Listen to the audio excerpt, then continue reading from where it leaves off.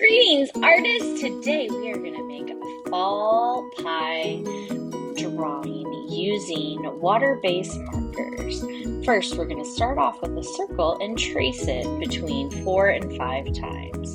Then we are going to take our markers and use a brown to make the crust of the pie, and this is a basic pumpkin pie, so I'm using orange. It could maybe be a sweet potato as well, and I am adding a little bit of water to the marker in a very specific way to not bleed it all over the paper, and it is creating the orange for the pumpkin, and then the brown fades to create the crust of the pie. I put a light blue swirl and it creates the dollop of cream on top. My next pie is going to be a blueberry pie, but it is going to have what we call lattice work, and on the lattice work I made a grid pattern and then I painted it and let this dry.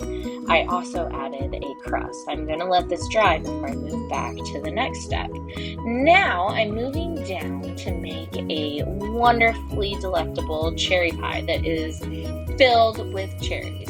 Here I'm using the color infrared, and I want my cherries to have different kinds of cherries, so then I'm also going to use traditional red to have a variation of color or hue. I left part of the pie white to then make another dollop of whipped topping on top. Here I am painting the crust, and then again I take that light blue to make the swirl. The last pie I am going to make, I am going to have a slice of the pie missing. So I make sure I know where the center is, and then I cut out a small section. I used gray there to mimic the foil of the pie pan, and then I paint the brown around, and this is another blueberry pie. You can see also that I'm using a piece of paper to dab away any excess so the water doesn't smear. And here I made a whole bunch of little circles, and these are the blueberries in my blueberry pie. After I create the pies, then no Thanksgiving feast is complete without a fancy tablecloth.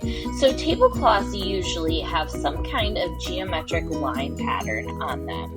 So I am creating lines in one color. I'm choosing orange, going up and down or vertical. I am then going to pick red, and I'm also going to pick yellow to make horizontal lines to create a fall-like tablecloth. It is very important that you keep somewhat similar line spacing so that the tablecloth looks uniform.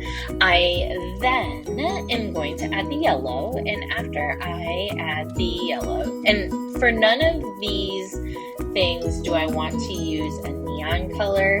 I was making sure that that was a regular neon and not a regular yellow and not a neon.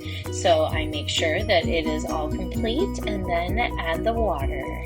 So friends, I am looking forward to seeing your wonderful creations.